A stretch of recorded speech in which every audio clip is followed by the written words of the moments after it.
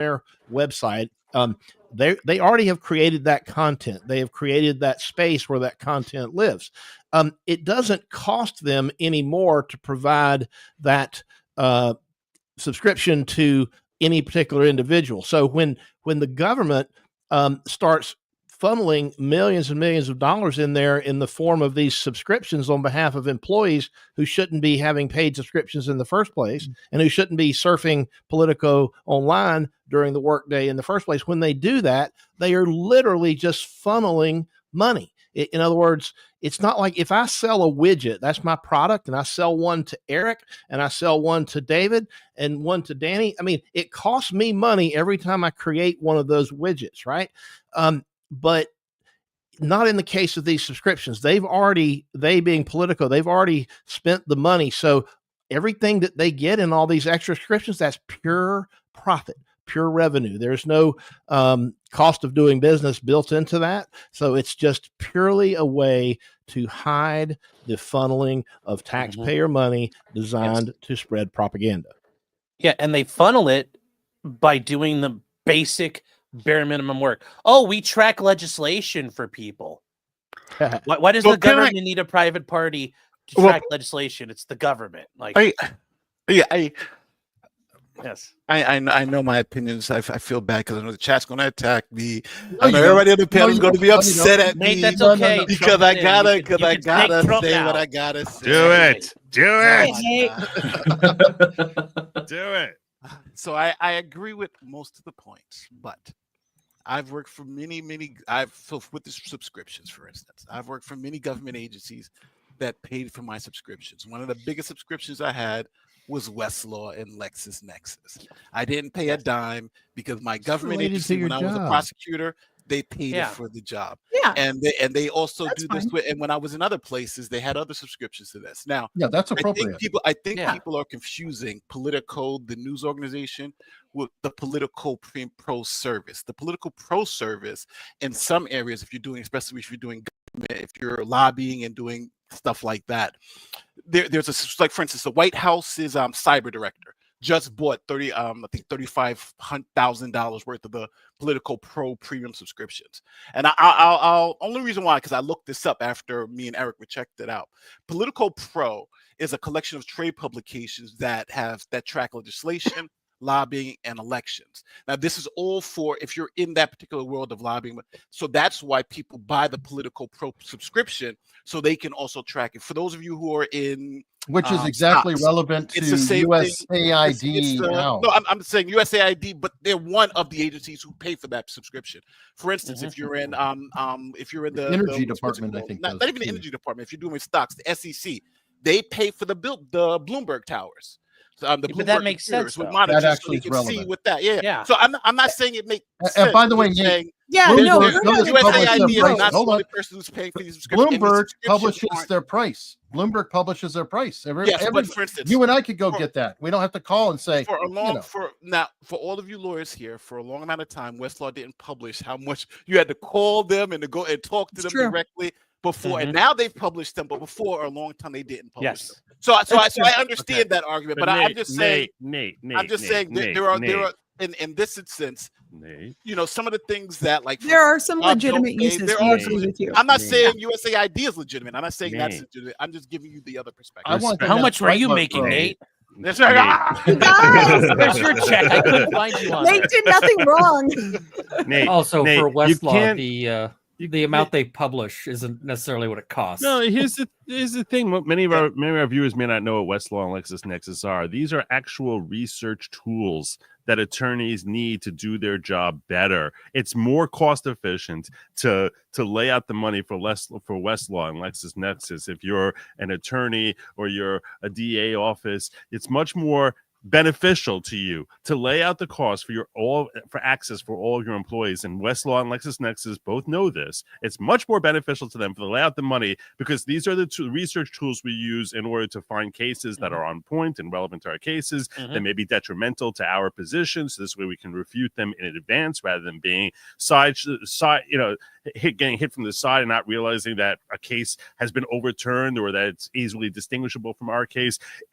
You're a much better lawyer if you have easy access to it. That is not remotely comparable to giving millions of people access to some political news article, which is not an inherent necessity for the performance of your job. So, I mean, I agree with you. I certainly understand why every district attorney's office would be paying and every large firm would be paying for their employees to have access to those subscriptions, and that Westlaw and LexisNexis are probably not going to give them much of a, I'll give them some bulk discount rates, but they're not going to be giving them, for access for free, because they know that's where they're making their money from. That's the only source of their revenue. Yeah. That's not remotely comparable to saying, oh, we need to give you access to New York Times. You work for the government. You need to know about New York Times, political, one thing after another. Why would that possibly be a necessity for countless people in a job? Just so you understand, just like you're saying, LexisNexis and Westlaw is necessities for what we do. It's a database, for research tool database. Politico has the newspaper portion, which I think that's what you're talking about. Why should they have access to that? But they're actually paying for the research portal. The research portal shows the upcoming legislation. Like it has it all in one place. So they're paying for that. And they're not the only people paying for that. Other government agencies also pay for this research portal so they can do it. So it's their version of LexisNexis, but just in that particular sphere for lobbying, for statutes, for all that stuff. That's Nate, I'm sure that some of those subscriptions are perfectly legit. I think there are probably some people that genuinely need that, but I think that it's real easy to over purchase these subscriptions as a way to funnel money back to the company, because you can't, I mean, all these people don't need that many subscriptions. That's just my take. I do have to run here in a minute. I just wanted to say, have a great weekend, everybody. If I disappear, nice to see all of you here, as well as those of you in the chat. Same here. I'm gonna bail along with Phil. Okay. I wish I could hang out, guys. I've got a big week ahead. I'm going to be arguing in front of the Ninth Circuit in Honolulu. Oh, nice. What time does our flight leave, Ron? I'll meet you at the airport. Good luck, Ron. I'm going to leave my proxy with Nate. Nate, okay? Are you good? Right. Sunday morning at 9:00. Right. Guys, have a great weekend. Good luck. All right, thanks. Bye, Dani, guys. you're Bye, up. Ron. All right. Yeah, he has so a bad day. He's still in Hawaii, I don't want to go far afield from what is the actual problem here. The actual problem here is that USAID is donating to the Rockefeller Foundation, which then donates to Democracy Now!, which then donates directly to news organizations and gives money to these nonprofit news organizations like I have here at the Salt Lake Tribune. And by the way, it was hilarious because I got attacked for pointing this out. All I did was point it out and said I felt very vindicated as a candidate. And one of the reporters from that news organization decided to bring it up on Blue Sky. He's no longer invited on Twitter because he tried to peddle child corn type books that were outlawed in our state to a bunch of kids after they were banned in our libraries. So like there's a pattern over on Blue Sky. Of all the people to attack me, I'm okay with that. Blue Sky's a cesspool. Yeah, and I want to make it very clear. I don't disagree with anything Dani has said. I just wanted to make sure the distinction between there is a good distinction. But everything that you said is absolutely true. They've been giving money. Like 97% of the money they give out is to Democratic causes, which is ridiculous. Right. Yeah, they didn't exactly have Breitbart pro. No. They were Breitbart wasn't on there. And as Dani mentioned, it's a way to launder this money, and you track it along, and it's starting to end up in places. And as far as people were talking about the George Soros stuff, George Soros did this the smartest way in the world. He let the Open Societies Foundation go to the Tides Foundation, and then it starts filtering in the DA's pockets. George Soros is doing this without having to spend a dime. He did it a very brilliant way. Well, of course, he did get rich for a reason. I mean, rich people stay rich by not spending their own money. This question is on point, I think, too, though.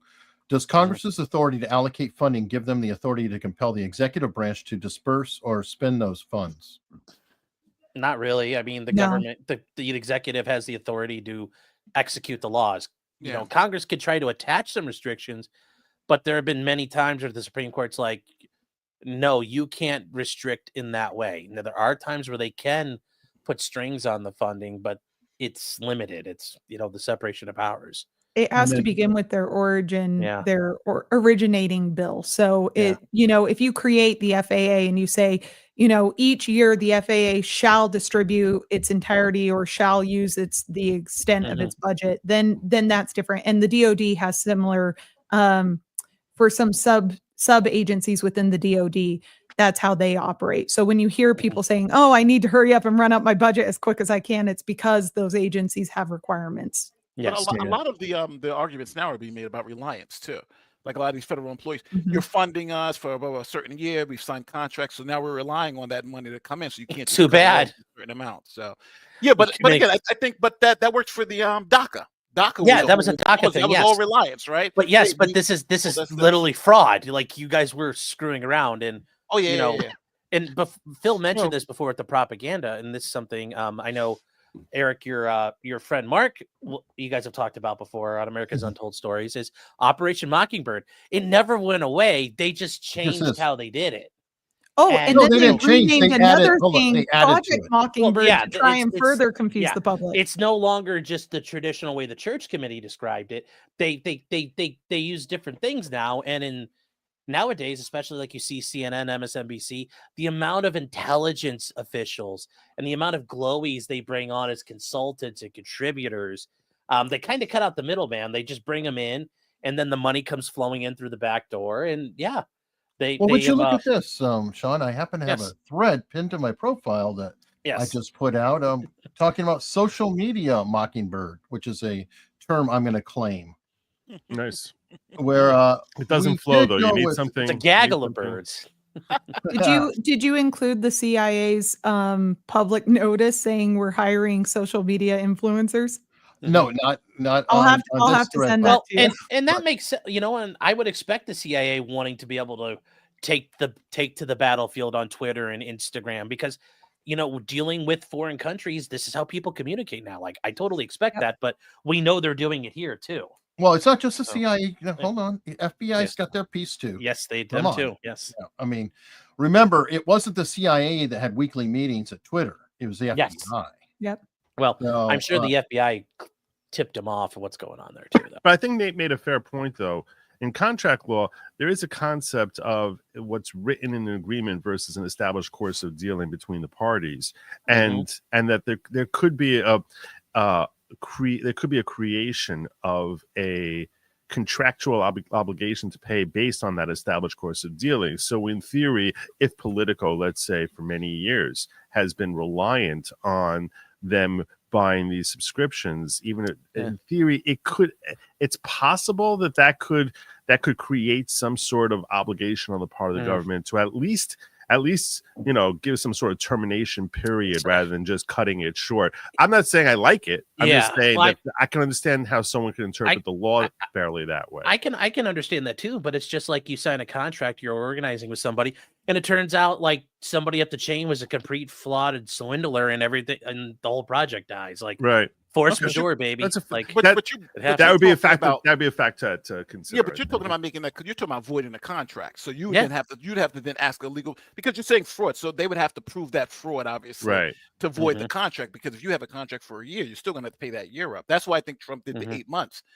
Say, hey, because that gives you that reliance. That it essentially effectively moves that reliance piece. You got 8 months of pay before you get out of here. That actually is a topic that we were going to talk about, but I want to get this in. USAID was also funding terrorist groups. Yep. Yes, like the Ukrainian government. Yeah. USAID is horrible. We all can agree. It depends on the current target of the terrorist group. Yeah, it's nothing new. Been done for centuries. Yes, HTS is now our friend apparently. But don't forget though, the Mujahideen was America's friends in the 80s. Yes. We funded Bin Laden for a time. So. Yes, and Saddam Hussein. He was our buddy before he wasn't. Anybody followed Black Hawk Down? The guy behind that we funded. He was trained by the CIA. Here's the difference with funding Bin Laden. But here's the difference with the whole funding Bin Laden, which is true. But we were funding him, I think, at a time where we thought he was the less extreme element. Over here, when we're funding Hamas in 2024, it's not that he's the less extreme element. America has a very rich and embarrassing history of supporting a new entity that's going to come over and hopefully take over for a worse entity, which 9 times out of 10, the entity we're supporting ends up being much worse than the one we originally were supporting. That goes all the way back to like the 1930s. I mean, we have a very rich history of making poor choices on who the new guy we like better ends up becoming.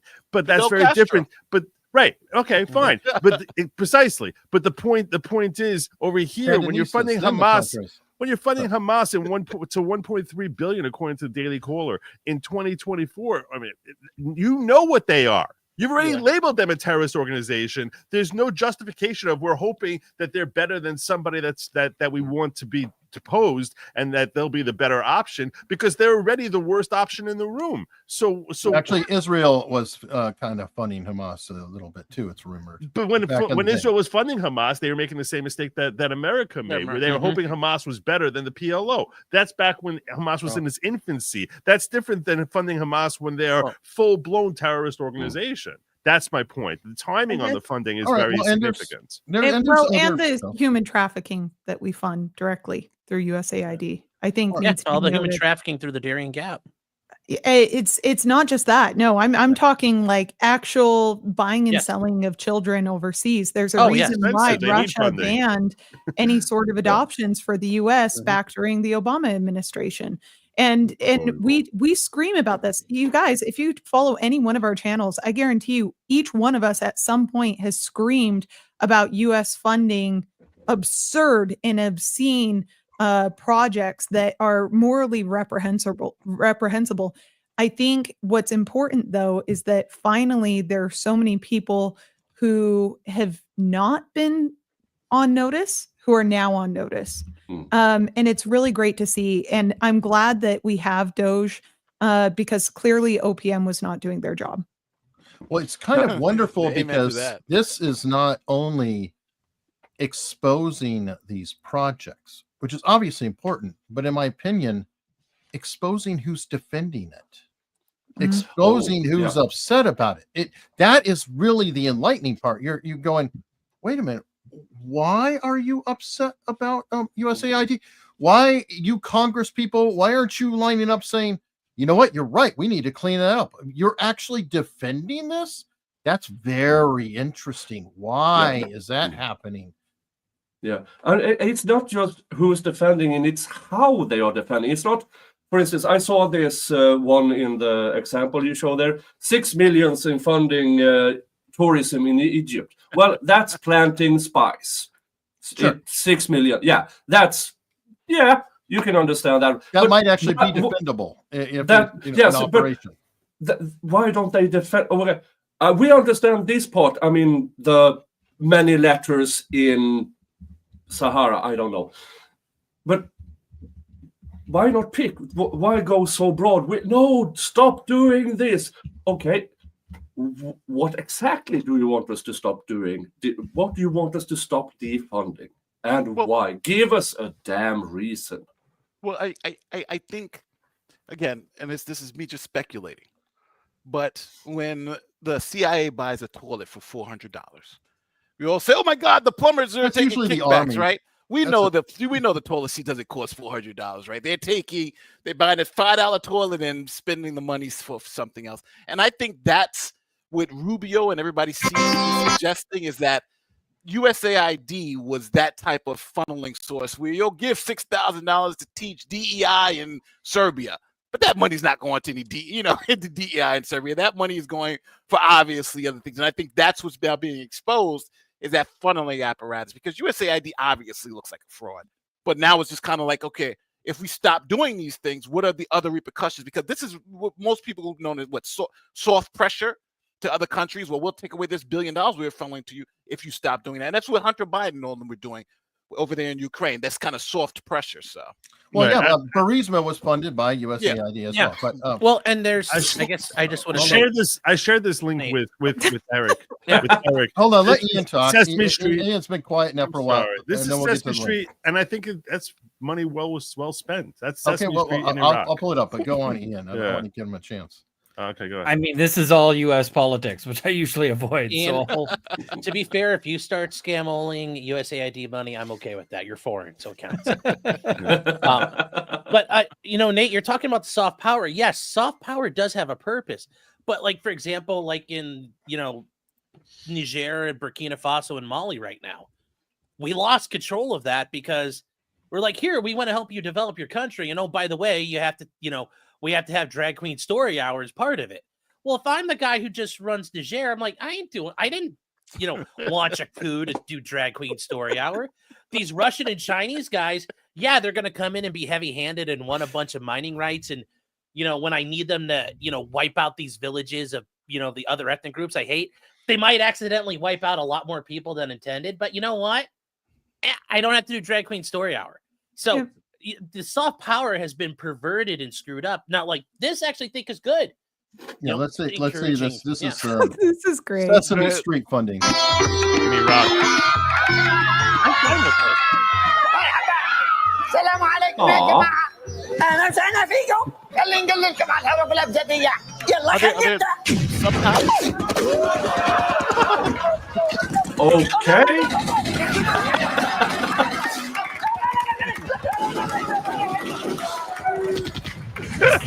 What the hell?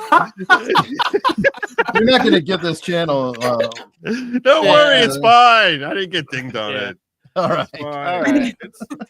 It's fine. This is amazing. This is terrorist propaganda. This is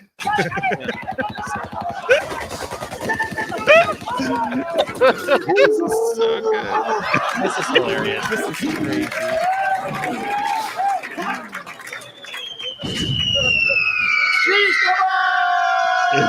Ceasefire. They screaming ceasefire. Oh my god. But really, but actually doing Sesame Street and doing things like that around the world, I don't have a problem with introducing education and doing the Western subversion like that. That's fine. I think that's what we should be doing. But having in Colombia, raising awareness of the benefits of cocaine. Blind quadriplegic. Yeah, the benefits of cocaine. No, literally, the president just came out and said something to that effect. I know, yes. It's the same as whiskey. Just like whiskey, yeah. But no, there are uses for it. There are uses for getting the world into supporting us and doing what we want. But they've clearly gone out. It's mission creep, and Eric, now Can I just say two more things and I'm out? I'm done. I'm not going to talk the rest of the day. The whole thing I wanted to talk about was USAID. So these are the last two things I wanted to say. One, what also pisses me off about this is USAID was taking tax dollars funding Fidelity investments. And then all of the local counties nationwide were using Fidelity investments to build their local bridges and taking out loans for Fidelity to finance for these local bridges. That shit pisses me off because you are literally, it's just trading hands so that Fidelity can get a little bit off the side, right? And not a little bit. We're talking to the tune of like 20%. 20% is how much Fidelity is sometimes taking on some of these deals with local partners. So that is upsetting to me. And then finally, this is the last thing I'm going to say. Eric, you had mentioned before, look at the people who are defending this. Have you been watching and following Secretary Duffy and Hillary Clinton's exchanges on Twitter? Because it's pretty golden. His it got so heavy that his daughter ended up retweeting saying, my dad does not want to self-delete. And it's pretty golden. If you guys haven't checked out that exchange, you absolutely should. That's all I was going to say. Secretary Duffy and Hillary. Yeah. Head of the FAA. Because she came in and basically said, oh, well, we haven't had a major accident in 16 years. And under your watch, this happened. He's like, okay, I guess we're going to ignore the fact that I've only been in office for, 7 days. But okay, let's go from here. He's like, I know you're projecting and really upset because you're about to be exposed and all of your friends and gifts through USAID and what they're doing over there at Doge. But maybe don't take it out on the American people. We can't wait to see you fall apart. Like, it's just so brutal, his takedown. I'm not doing it justice. Wow. What did happen with that plane crash for DC? Because at first it was DEI for the FAA for the air, but then with the air traffic controllers actually did the right thing. Then it was DEI for the pilot of the chopper. Well there were so it was like things. It's like moving a little bit. I think they're still under investigation, but the helicopter was 200 feet too high at a minimum. That one has been released. Also, the air traffic controller had only one person monitoring both channels because the other one had gone home early. So there's more to come out on that. But I think it's still under investigation, and I don't want to overreach, in what is going on with it. But I mean, when like 99% of the time it's pilot error, the pilot, and it's one of those planes is where they weren't supposed to be, and well, it was a helicopter. Yeah, one of the aircraft was clearly. Yes, the aircraft, the helicopter was aware it was not supposed to be. The plane was doing what it was supposed to do, and that's that. I mean, also, which one can move around easier? Well, yeah. Well, I mean, right of way is a thing in the air, and this might be the 1% time where it was ATC. To be honest, one of the cardinal rules with ATC is you don't tell a pilot, "Hey, look around. Do you see a plane around somewhere?" You don't do that. You say, "Here are the coordinates. Here's where I expect to see a plane. Here's the altitude. Are you visualizing it? Do you have visual?" And then wait for response. And if the response is no, you divert that aircraft, especially like you were saying, because it is more maneuverable. So, he had acknowledged he was requesting visual separation. Yeah, from what I've been seeing, it's like he was probably looking at the wrong plane. Yes, look at your plane 5 o'clock. Well, if you guys ever been at the airport when they line up for landing, you could see an airplane 10 miles out because it's got its lights on. Sure. There's a pilot who actually did it was the #1 video on YouTube for like the past couple of days. He did a reenactment where he got the radio, he got the radar, and he has it all. And he shows the helicopter pilot. There was a plane behind them, and when the traffic controller kept saying, "Do you see the plane in front? And do you see the plane in front of you?" And they kept saying, "Yes, yes, we see the plane, we see the plane, we see the plane." And he kept saying, and then when they got close, he kept saying, you can hear the person, "Do you have eyes on? Do you have eyes on? Because you're right there." And they kept saying, and the person kept saying, "Yes, yes, yes." Now the air traffic controller can see them like this, but they can't see if they're up, here. So that's when it was supposed to. The problem is that's where they said there was like an issue, and they kept, but you hear the air traffic controller kept saying, "Do you see him? Do you see him? You're there, you're there." And then that's when the crash happened. So you hear exactly what you guys are saying is what the air traffic controller was worried about, and the pilot kept confirming that they saw that. I think that instead of saying, "Did you see it?" though, maybe it'll wind up being a training or something to explore. You need to say, "Stop your progress." Or give a very definitive statement of pull back, go up, go down. They have training for that. They do that. It's just this might be one of those times where these people had to die to tighten up the rules for that 1 in a million issue. But there's a lot of close calls in the air. It's not a tightening up of the rules. It is the rule.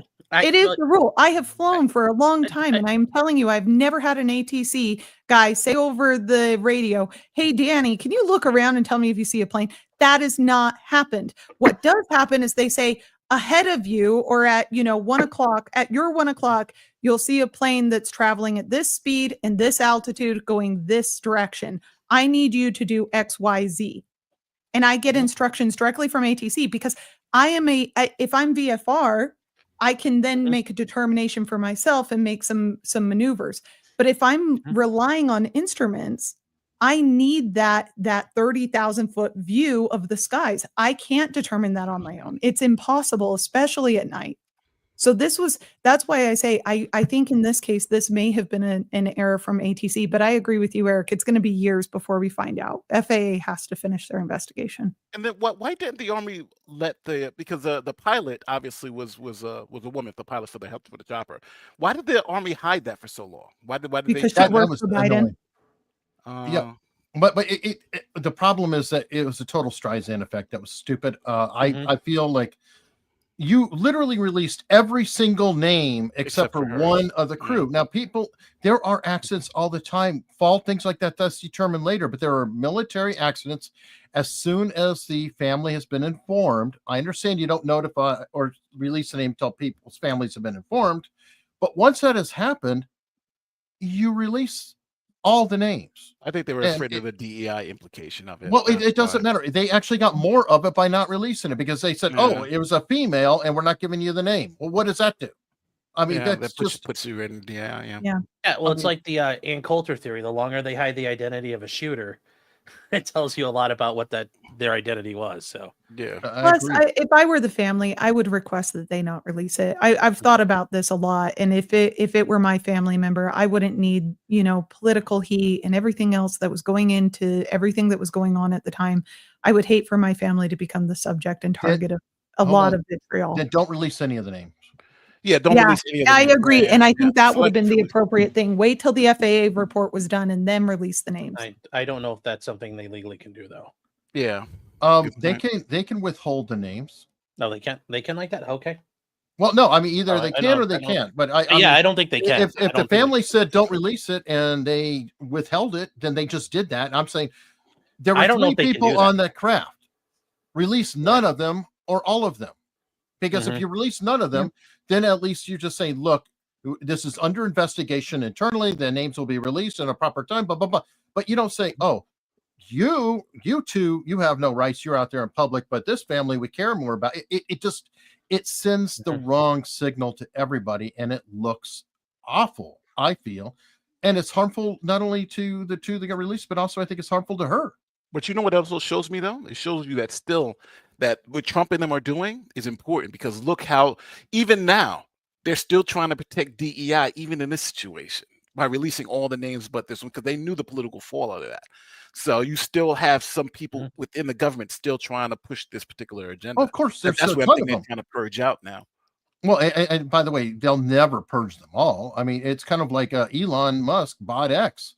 There are so many social, activists that are still working for X. It's completely, it's impossible to weed everybody out. You do your best. Now, I'm on a shift to give poor Nick a chance to jump in. As much Russ as possible. Right. Anyway, I want to let Nick jump in because unfortunately it's not just the United States that has tragedies and mass killings. Unfortunately, Sweden had a mass killing that occurred, and the narrative that is being drawn apparently is not exactly accurate, and it may be political. So can you explain what's going on, Nick? Yes, sadly, Sweden joined the Club of School Massacres. Just after noon, February 4th, the 911 call came in. It was a school shooting in the Risbergska School of Adult Learning, where cops responded. They were there within 5 minutes and were met by a massacre. They also saw the suspect who opened fire, then threw smoke grenades. So this guy was prepared, because the smoke grenades meant they can't just walk in. So the school was filled with smoke. They had to wait an hour. Luckily, if you can say that in this situation, the final shot they heard was the perpetrator turning the gun against himself. Now if he started with himself, it would have been a much better. I mean, if that was your goal, start with yourself, please. But he didn't. Now there are speculations. First speculation: is this an Islamic terrorist? No, it wasn't. Is this a Nazi? As it turns out, no, it wasn't. The suspect, and I have the photo shared. If you can share it. Hold on. Okay. This is Richard Anderson, native Swede. He, a couple of weeks before this event, he found out that from the social services that they were cutting him off. He has done no job in the last decade, only taken some obligatory courses, applied for work, but then he just stopped and just, I want the money, apparently. So that seems to be the factor. So he's on what we call welfare here, is what you're saying? Based on what you would call welfare, yes. Okay, thank you. So in order to get welfare here in Sweden, you have to do at least some effort. Apply for jobs, take courses to get yourself educated, or new competence, like a damn forklift driver or anything. But he decided, no, I don't want to do anything. And that seems to have been the factor that made him go to this, because this Risbergska School of Adult Learning was the place that the social services said, you have to go there. And he apparently thought to himself, okay, I'll go there and I will show you. So no apparent ideological reason, no apparent religious reason. This might change. We simply don't know, but there are no electronic traces of him being radicalized in any way, shape, or form. He was adapted enough to get a hunting license. He had 4 hunting rifles. So he had and in order in Sweden to get hunting license, you have to join a club. You have to written exams, a psychological profile, all of that. He just that was good enough for him to obtain. So he decided to kill 10 people and then himself, injure 6 more. This super chat that just came in from Intro Required, who also lives in Sweden, saying the explosive and anti-personnel grenade attacks here in Sweden are off the charts now. Is that sarcasm or is that real? No, that's the gang war. That's unrelated to this event. That's just the gang wars. It is a thing happening, though, yeah. Wow. But, I mean, come on. That's kind of like. Yeah, we have one. We have one every 3 days now of those. So, but they're mostly gangs fighting gangs over marijuana. But that's unrelated. But so and all of this. Yeah, sorry. But so it's unrelated to this event. But as it seems, this is an introvert guy who just simply didn't want to work. So he's an actual lone nut. Yeah, a lone nut. Okay. Well, so no ideological, no apparent religious. Just he did an introvert who didn't want to work.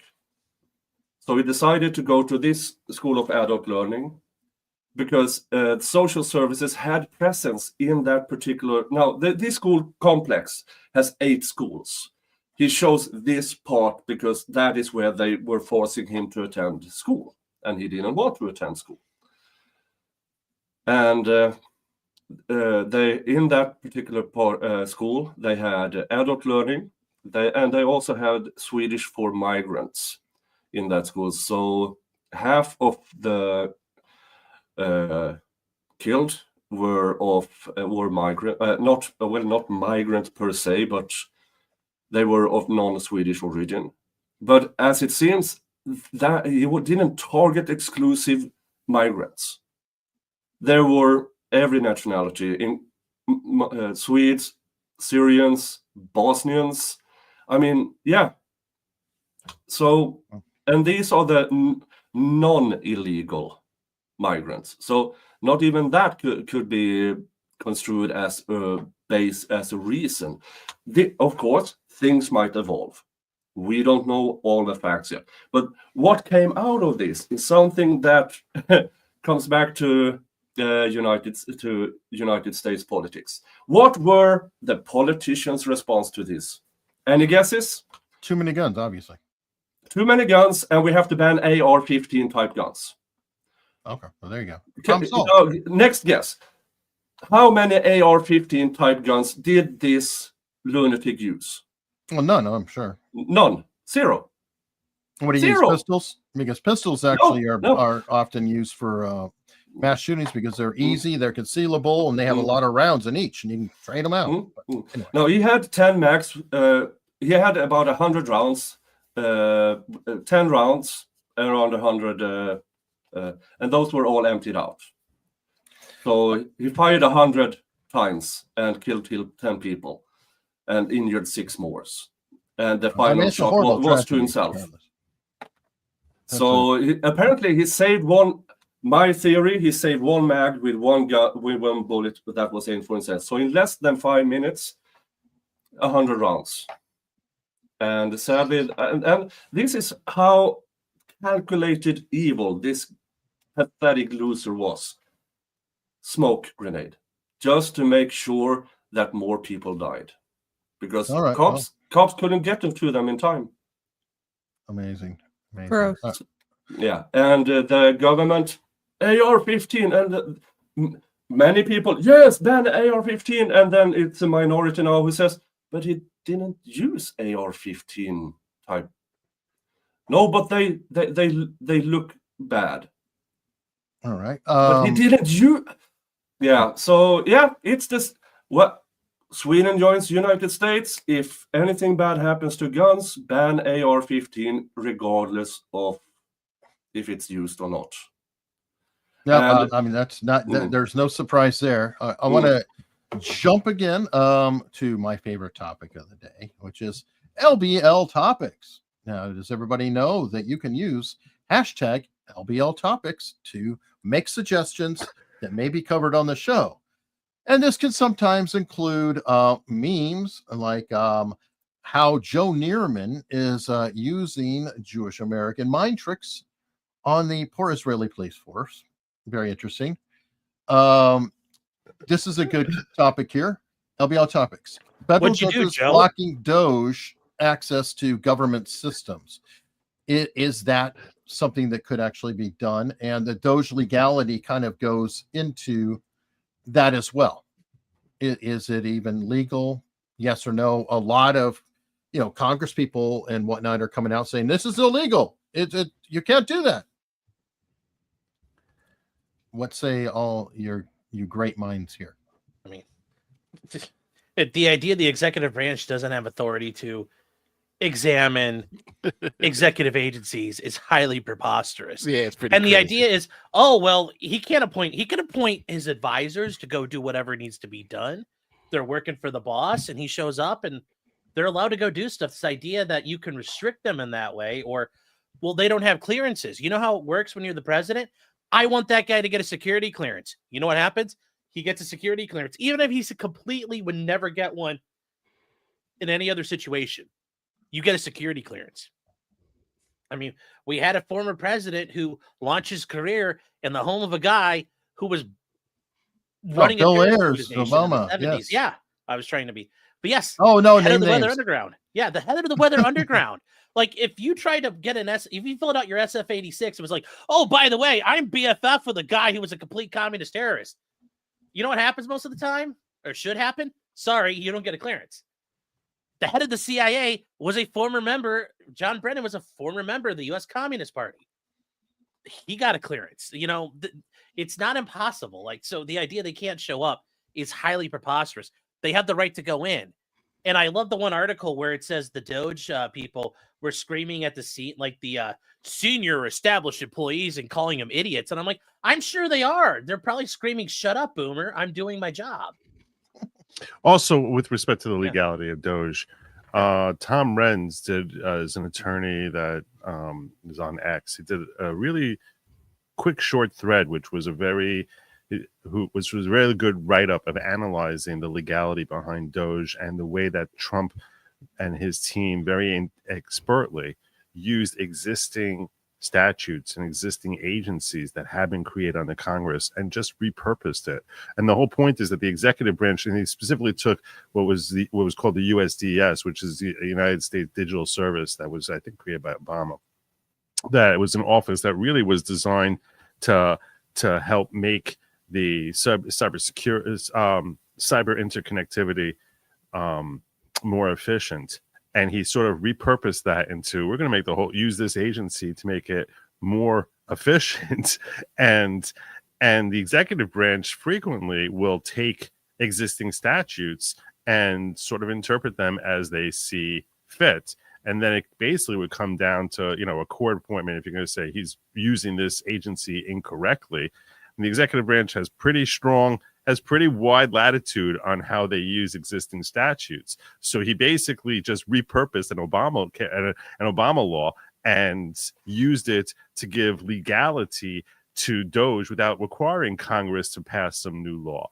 And it was actually it's a legally brilliant move because it's so much more difficult to challenge it rather than saying, you have to go through Congress if you want to get funding or do anything. The funding's already built into it. All the employees you need to hire that's already built in under the existing statute that goes all the way back to Obama. So I thought it was a great breakdown by Tom Renz, and I probably can link it in the chat below, but it really explains how this is an actually legal entity, and it shows you the power of the executive branch comes in large part based on their ability to interpret existing statutes as suits their agenda.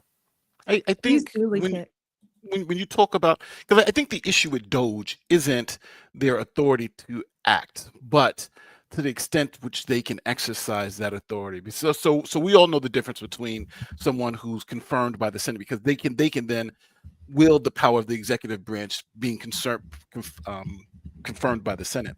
But the issue is, could Doge do that? Could Doge actually wield that authority without that type of authority going into, let's say, the Treasury Department and so forth and so forth?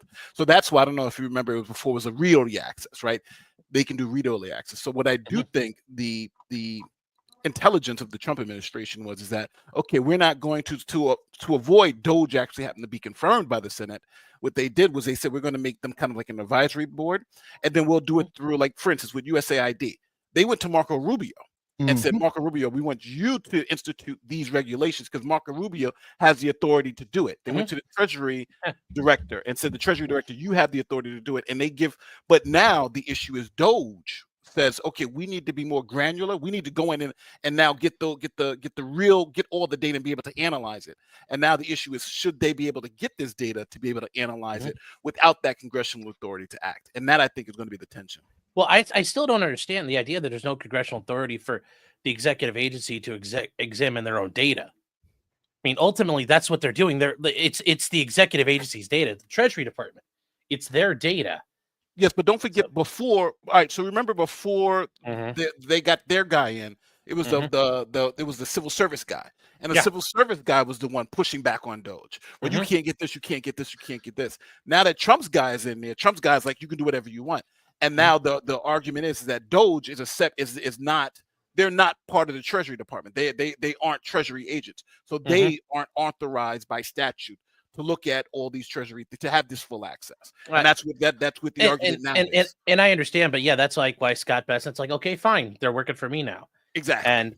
But there's also funny parts, like he had that interview with the one reporter, and she's like, but they have access to the stuff. He's like, no, that's at the Federal Reserve. I'm not in charge of that. Yeah. You're worried about crap I don't control anyway. So, like, remember, at the end of the day, all this really is oh my God, they're gonna find out what we've been doing. That's really what this comes that's down what it to. is. Yes. This isn't about, oh no, and we're just at the tip of the iceberg. This is how Hitler started, guys. He audited things. He tried to balance the books. Okay, new impeachment's already underway. There's two things I want to say to that, which is the left keeps screaming, it's only 1%, it's less than 1% of our overall spending. First and foremost, that's not a defense. That's just an embarrassing statement about how bloated in general our overall budget is. That if they would have a budget instead of 7 trillion, if they had a budget of 70 trillion, it would be less than 1/10%. That wouldn't make it any better. That doesn't make it any better. Forged from his grandma was only worth $25. Really? What's 1% of 5 trillion? Yeah, exactly. 1% of 5 billion is a huge number. It's actually their number that they spend is 40 billion. But the other thing that should excite you about the fact that it's just 1% is how much more waste are we going to uncover in other agencies? This is this agency. There are other agencies which are guess who said is next? Hegseth is opening DOD for audit. Whoa. Oh, thank God. Well, and 1% is huge. You guys think about it. If you're working 100 hours and the government's taxing you on those 100 hours, right? And let's say that the budget is based on your actual tax dollars, your actual labor. That's 1%. That's 1 hour that you get back that the government doesn't take from you. So I don't care what percentage it is. Every freaking dime, I want a refund. I want my money back. The government has effed up. I want my money back. I don't understand why this is so hard. I think they need to get a bunch of Karen attorneys in there. Are you able to get it back? Huh? How would you get it back? How would you get it back? Who would you assert the claim against? I don't know. I don't know, but at least stop taking it. Right, 100%. They need a bunch of Karen attorneys in there with like Karen haircuts. To what Dani, to exactly what you're saying is our current people are like, well, if it's already committed funds, you can't overturn. You have to spend what Congress wants you to spend. Here's the thing: our appropriations expires March 14th. We don't have an annual budget. The only budgeting we have is until March 14th. The payday loans run out the 14th. We need more.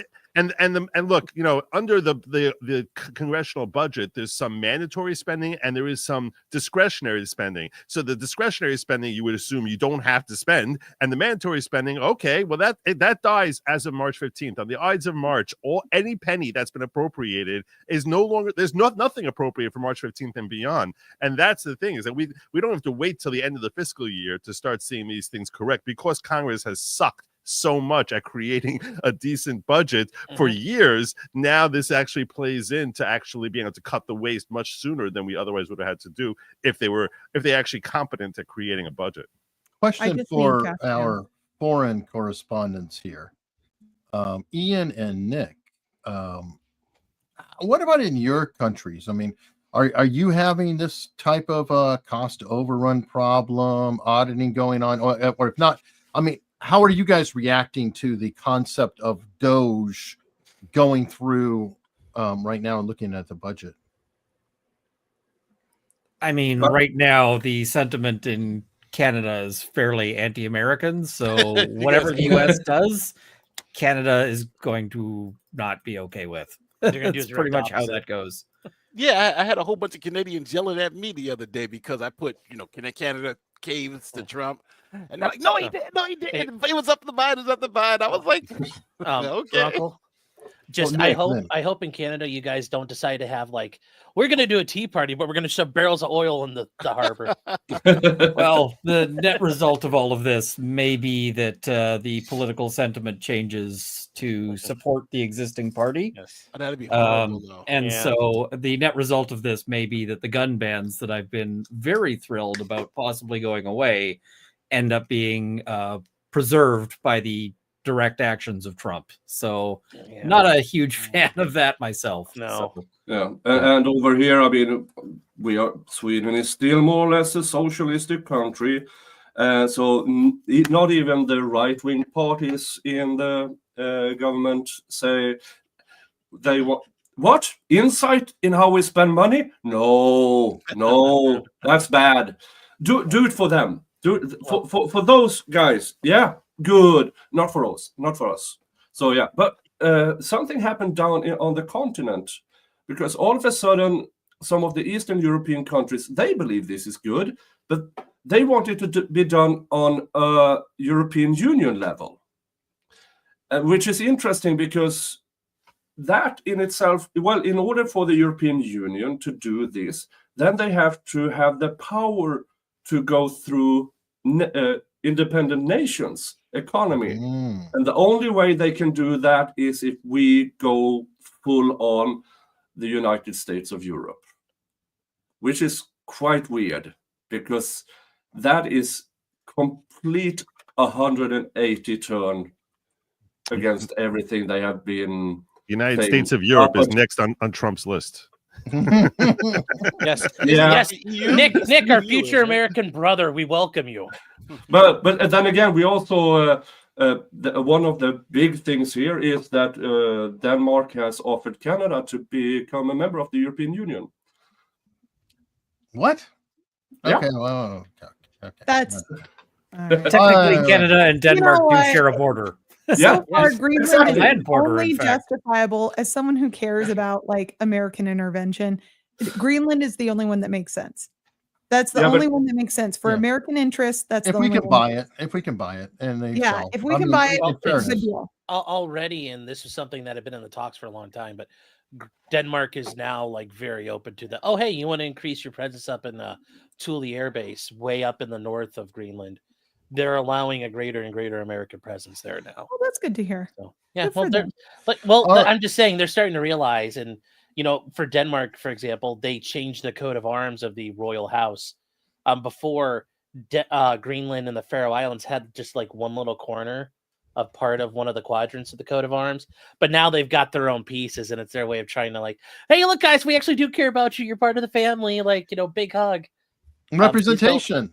Please don't vote DEI. on the website. No. Don't hold. I take that back. Panama also makes sense. Panama Canal, we 100%. also need to take back 100%. So that we did it once. We did it once before. We'll take it again. It's fine. That's the way Trump has been operating so far this term, we saw him do a little bit as Trump 45, but the way he operates is he makes a ridiculously large ask as to what it is that he wants. Like Gaza. Right. And I think, and with Gaza, and that's what I actually wrote about with respect to Gaza. He makes a huge ask saying, this is what I want. I want to take over Greenland. And everyone like laughs at it. But the point is, then he repeats it a few more times. And the target or potential victim of that expansionism that he's asking for ends up running to the table to give him something rather than him coming saying, hey, can you please allow me to access Greenland's water? Instead, anchoring. Yeah, he basically makes a huge ask, and then they come running to him saying, please, what do you want? Please don't rape me too hard. That's essentially what ends up happening. And but when you start threatening your neighbors with rape, it really doesn't make them your friends. That's the problem. That was the word he just used. I know. I was going to yell at him, but I'm sorry. I'm just saying. Everybody do me a favor. If somebody uses the wrong word, don't do it again. The whole YouTube thing. I didn't realize it's a bad word. I'm sorry. Jesus. Anyway. I definitely don't agree with all that. The Gaza thing is going to get very, very interesting. That's splitting MAGA in half. I mean, he pulled back on the Gaza thing a little bit.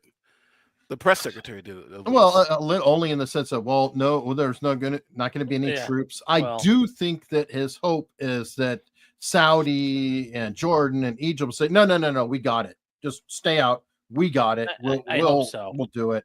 But I'm gonna be honest, my anti-war friends here, but suggesting moving 1.7 million people out of the Gaza Strip and American troops, that sounds a lot like invasion to me. Invading these people, and let's just be clear. The argument of the place has been bombed out. Just imagine we bomb the place out. So instead of letting you go back to your homes, we're going to relocate you and take it over and make it a paradise.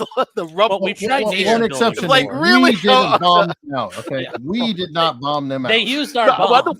We didn't bomb them out, but they've been bombed out, and now we're going to build a paradise on the dead bodies of the Palestinians. It's like I think I understand anchoring, but this guy kind of went a little far with that. And I don't want any American troops on the ground in Gaza. I think that's ridiculous. I don't want to see any troops. I don't want to see any money. I don't want to see anything. That is an ideal scenario. There are no troops or money, and if that is not what Trump is thinking, if he is thinking of making that, I want any monies that go in there to be an investment that we actually can recoup. I'll tell you this much. I think what Trump is hoping for with this particular thing, my thought, which I expressed on X, but I don't know if I really talked about it so much here, is I think that he's hoping that he recognizes that the idea of an American presence in Israel is something that would just be repugnant to the entire Muslim you mean the world. Middle East, not Israel. No, well, I'm saying is taking over a portion of the Gaza or Middle Eastern territory there. Okay, so the idea of Muslim ideology believes that the entire Levant should be under the exclusive control of Islam. And that's a major part of their objection to the existence of the state of Israel. Well, the only thing worse than having the state of Israel there from an Islamist perspective is having the mighty animal of the United States actually seizing a portion of the Levant in Gaza. And let me tell you this, Gaza itself, it's obviously war ravaged now, but the property is on the Mediterranean. It really could be probably Dubai Part 2. It could be Dubai Part 2. Right. It could be such beautiful and wealthy territory and really valuable territory if it was not being ravaged by war and violence. And I think what Trump is basically thinking is if he actually can sell the notion that the United States is serious about taking it over, it now creates a whole different political environment in the Middle East. If you're a country which is willing to be allied with Israel, you yourself are in a political danger Because if you're the UAE, if you're Saudi Arabia, and you're really like, you know what, I don't really care that much about Israel being here, but if I say that publicly, I'm going to be deposed and executed. I can't say that. I can't help them with this Palestinian situation without literally seeing myself, my wife, and kids and family being eradicated and literally strung up and hanged. So I can't do that. So I'm going to come out here and give this speaking point. But if Trump comes out and he starts saying, well, we're planning on going in there in Gaza and taking over, you're going to see these big, massive spas and resorts. There's going to be a big hotel with a big, giant golden T and American flag on it. That is really repugnant to the Islamic world. And he might be thinking that opens up a doorway now for UAE, Saudi Arabia, or any of 50 other Muslim nations who are not quite so hostile to Israel, come in there and say, you know what, we are going to go in, take over Gaza, and keep out the great Satan of America, and that's why we're doing it. And that way they'll pick up this really rich territory and they'll be hopefully less hostile to Israel. And perhaps that could bring peace to the region if the Gaza Strip was taken over by UAE and Saudi Arabia, and those countries could be saving face by saying, we're not trying to help Israel, we're trying to keep out the great Satan of America. That's the speculation that I have as to what Trump is thinking, that he's trying to put factors into play that make it easier for other Arab nations to come in there and be the ones who are actually controlling Gaza. Yeah, it goes back to that, what we talked about earlier about these unreasonable demands. Yeah, but that's a common tactics in negotiations. I go through it every week with people not unlike Trump. So yeah, I actually, that makes perfect sense.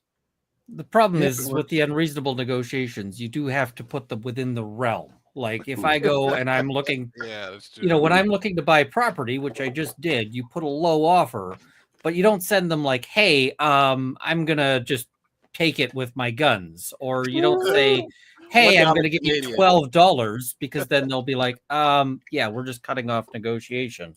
No, a I'm lot of going to this push stuff back can be on that. counterproductive. I'm going to push back on that hard, because here's the thing. I think the rest of the world has forgotten that America can.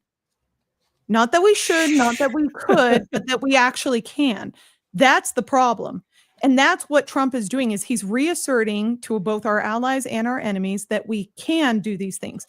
Not that we should, but that we can. And that's important. And just that like he's when crazy I enough go, that he might. And right. Crazy, Just like the when I crazy go to factor has to settle a come in. case, just like when I go to settle a case, I file the damn complaint, or I have that complaint ready to file in hand, and I send it to opposing counsel. I say, do you want to talk? Because I sent you an invite last week and I didn't hear anything back. So I'm just letting you know, we are asking for X million of dollars. So if you want to go down that route, we can. I don't want to. I would rather be friends. So do you want to talk or not? And if it's what gets them to the negotiating table, then I'm going to support it.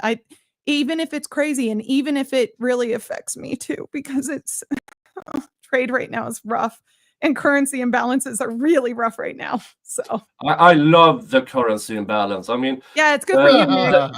The American dollar is worth so much more. It's so good right now, but it's so excellent to be a streamer. I mean, if I'm making $100 for a month ago was worth roughly 1,100 Swedish krona. Now it's worth almost 1,200 Swedish krona. Nick is now doing shots of champagne on his stream. Yeah. Nick is doing, yeah. But I'm making bank over here. But a wise litigator takes that complaint and goes, okay, buddy, whatever, rolls their eyes, starts drafting their answer, and then says, sure, let's go ahead and have a meeting. And then utilizes that meeting to gain information on their opponent. And I've made very, very good friends and relationships from opposing counsel as a result of the fact that they know that I can, and I know that I can. There's a mutual respect, and we both come to the negotiating table knowing that we're both willing to fight for what we want. But so I see nothing wrong with that. That's all. We've all negotiated deals before, and there's a difference between an offer that insults you versus an offer that's just a lowball offer, right? Yes. And I think Ian was making a difference between an insulting offer of $12 for a $1 million house when we're talking about reasonable. I think that's the distinction here. I do think saying we're gonna, when he was asked, so we're gonna send troops to Gaza, and he was like, that's on the table. I think that was kind of in the insulting because that's World War III. Let's just not even. Well, it's insulting to us, the American people. Troops to Gaza is World War III. We all know that. That's not even a question. So I don't think he'll go that far. But it's interesting to say. But in practice, that's never going to happen unless you guys can tell me I'm wrong. Tell me sending American troops to take over Gaza is not the start of World War III. It better as hell not start. Well, we better as hell not send troops there. And that's the thing. When you go to the negotiating table, you're acting in the interest of your client. Mm-hmm. And so if Trump is not acting in the interest of the American people, which again, I personally don't think that invading Gaza would be, then he shouldn't be doing it and he shouldn't be threatening it. You shouldn't be, spelling out threats that your ass can't cash. That's just how it is. He would be going against everything that he has run on both times about the quagmires getting in the Middle East, everything we did in Iraq, everything in Afghanistan. He ran on this no more foreign. If we get involved, no more nation building. Yeah, that's nation building. I don't know how else you can call it anything but that. It's the definition of nation building. We're going to send the troops in, kick everybody out there, build it into paradise. That's definition. Greenland is a potential purchase. If he buys it, that's not nation building. That's an exchange. It's buying a property. I don't see the problem. It's just like Alaska. But yeah, the whole Gaza thing, that definitely and it's upsetting MAGA themselves. I mean, his base. So not just the public, but his base is going, wait a minute here. What are you doing? And I think that's going to be a challenging thing. I'm quite sure we'll be talking about it on America's Untold Stories today at 5:30. If anyone is interested, I have a funny feeling that my show partner may have a different opinion than I do too. So there could be some, there could be a little bit of tension going in there. I don't know. I hope not. I'm sure the chat's going to be quite lively. But what is everybody else doing to wrap things up? Dani, what do you have coming up? We are finishing up the Baldoni complaint, and then we will move over to Blake Lively's complaint that was filed. My guess is they'll probably amend, and then we're going to look at some of the spurious complaints that followed that. There's a little bit of a dearth in terms of really famous or popular cases going on in criminal aspects. So my focus right now is on the civil side. We also are going to be covering a lot of these confirmation hearings. As you guys already know, a certain confirmation was delayed, which was a little bit expected. Like his potential bosses was delayed. Yeah. Right? Yeah. So this is going to get very interesting. And I think it's good to go back and look at the highlights. And frankly, I want to talk about Trump's tax plans and the implications that might have on investors moving forward for those who are interested. So, yep, that's what we're up to. It's going to be a ton of fun. And we have a grifting stream probably coming up next week. Go ahead. Did I see Elaine coming out supporting Blake Lively? Did I see that? You did see that. And it's so funny because I made like one post comparing this to Johnny Depp, and oh my gosh, I was shocked. I was both a misogynist and a feminist in the same post, and I have no idea why I was labeled as either. I mean, I feel like the evidence is presented right now really weighs in favor of Baldoni, and if there's anything I feel at this point is just sorry for this poor guy, and a lot of disgust towards these Hollywood elites who seem to be working together to destroy this man's life. That's just based on the evidence we have right now. These are very fact-specific cases, obviously, so we're going to have to wait until she has the opportunity to give a little bit more than what she's given. If that's all she's got, though, she's in big trouble. This is not going to end well for her or Ryan Reynolds. All right, Ian, I know you're following that diligently. What else do you have going on? Yeah, I've been covering that as well. It's kind of striking just how badly they've played this, because there's always two battles, right? There's the PR battle around the court case, and then there's the court case itself. And it seems like they're on track to lose both really badly, but already, like, she basically set her house on fire. And it is tremendous to watch that. Also covering, so I'll be covering that on Monday, probably some more on that. There's a another suit that's weighted in that is probably not going anywhere because it's based on the whole like, hey, you said all this stuff in court. It's like, well, what's there's privilege issues there. Covering some of the Karen Reed stuff as well. I've got a video that I've got to get out on the GWAX lawsuit, which is now ongoing. It's entered the sort of hot phase. That is a gun company getting sued by, amongst other things, it's ostensibly a IP case, except there is no IP. And is that still going? Yes, that is going to trial. Yeah. What? And GWAX doesn't know how to take an L. Wow. Oh wow. GWAX really ought to have sued their lawyer because they bought this company and they're like, so we got all this IP, right? It's like, well, you got all the IP they have, which is nothing. There's no copyrights. There's no patents. There's no anything. And that's time to sue your lawyer. But instead they're suing the company they bought things from. But they're also partially funded by this guy who is massively anti-gun. And the issue is IP over an AR-15 design.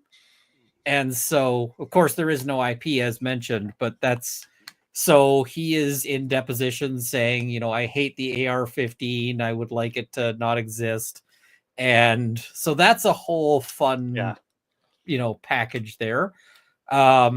Covering as well the whole chaos with Cody Wilson, who's getting sued for actually stealing IP in the most obviously lawsuit trap way. Like there was so many things that say, hey, this is a giant trap. Is it really a trap when you intentionally trigger it, knowing you're triggering it, and you do so with a smile on your face? I don't think he knew he was getting sued, but yeah, it's going to be a whole gong show. So there's a whole bunch of fun things going there. And the best thing about that lawsuit, guys, if you like the Tonsil Twin stuff, David Gingras is Cody Wilson's lead attorney. Yeah, it was that's a choice. It's like, hey, who's getting clowned on the most in like short of Jeanette Braun, who I'm also clowning on. But I guess as an aside, Canada is also potentially considering legalizing BDSM, which is currently actually legal here. So also fun. Wow. That's interesting. Good times there. Okay. So for your next vacation plans, if you are into a side of kink, Nick, how's BDSM in Sweden? Smacking around. I don't know. Strap on. No. Oh, yeah. I don't know. I wouldn't touch it with a 10-foot pole. What do you have coming up? I have. Well, the continues on the ASAP Rocky trial. The judge is finally fed up with the attorney's shenanigans. Today, he held a speech in front of the attorneys that was very, very interesting. Hopefully, he will enforce what he actually said. I will cover this as soon as this stream is over. I will start that one.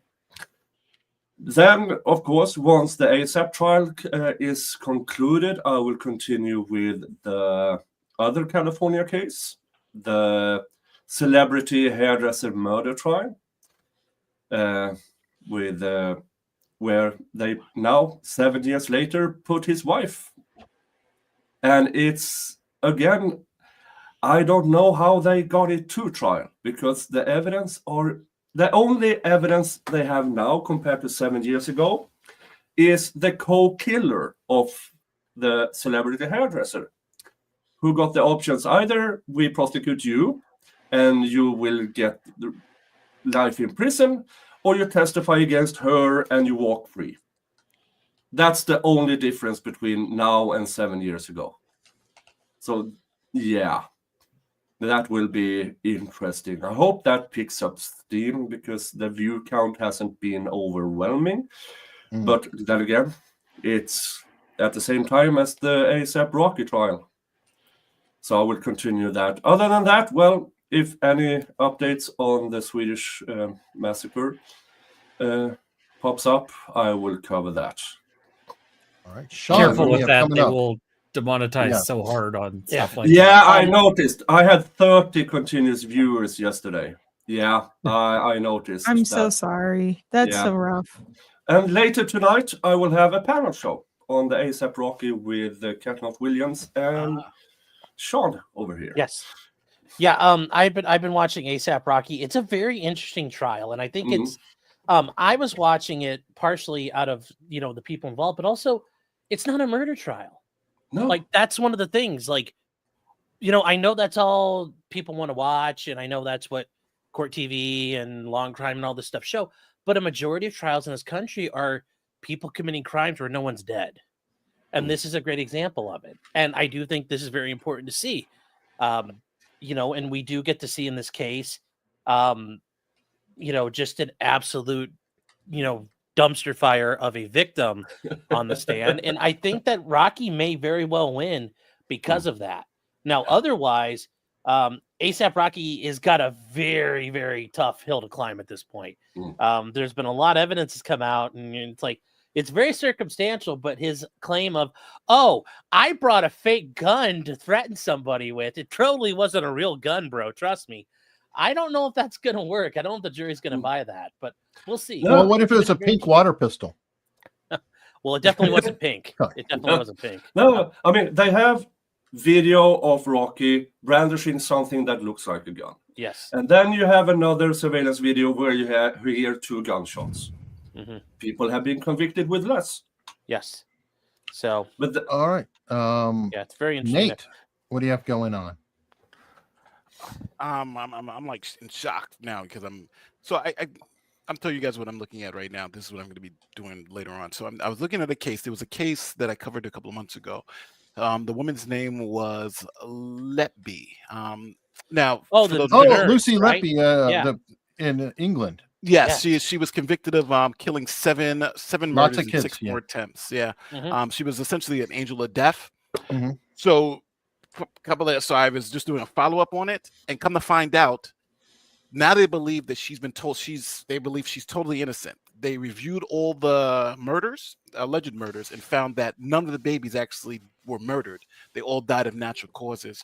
Well, and great they found that out now. The science that they used to come to the determination was all essentially fake, and even the statistical evidence was all fake. So they're calling it the greatest miscarriage of justice in UK criminal history, and they believe that she's innocent and she didn't kill any of the kids. Wow.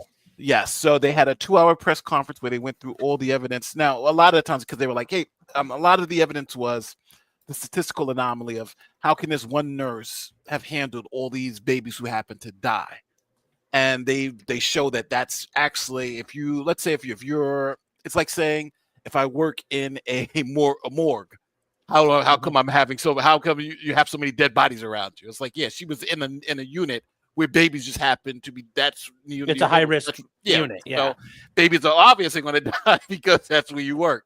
So that was one of the issues that they found, that they were like, she just happened to be unlucky, but that doesn't mean she killed. So they went over it, and they exhumed everybody, went over everybody, and found that everything that they were saying about her, the way the babies died and everything, all that was fake. So that's what they're dealing with now. So they're saying that she's innocent. So I'm doing that video, and that's probably what I'm going to be working on the rest of the day. And obviously, there's another video with a cop.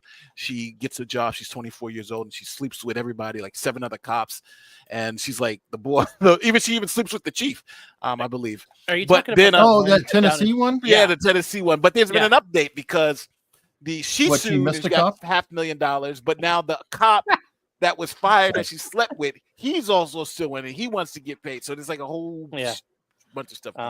There is one more thing I was working on, Eric, and I know it's a little more important to me than you guys, but it's going to be an interesting case.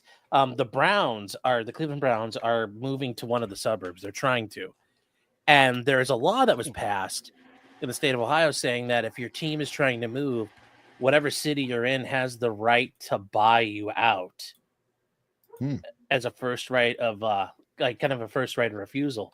And the idea is that an actual legal thing you can force on a company like that. And it looks like that's going to be going to court. Oh, and it's taxpayers' money for a sports team. Yeah, that's an interesting question. the Well, city Green Bay is owned actually by the community. Yes. But if it was a privately owned team, that's an interesting Oh. question about going on. All right. Well, to wrap up, did I tell everybody about LBL topics? That there's this hashtag that you can use on X and suggest topics that are coming up. And if you follow me on X, Hunley Eric on X, I will be auto tweeting out lists of what's coming up, what's going to be happening, and you can be informed by that. But please consider using the hashtag. We did cover different LBL topics from there, and it'll get more and more refined as we go. The more people use it, the better it's going to get. Yes. And I think you all will enjoy it very much. And on that note, everybody, thank you very much, and we'll see you soon. All right, you're in my courtroom now, Buster. And let me tell you, there's so many of you here that are downright guilty of not subscribing to laid back law, yet watching full-blown episodes. Why don't you get your life together and just hit that button already? We all know you need it.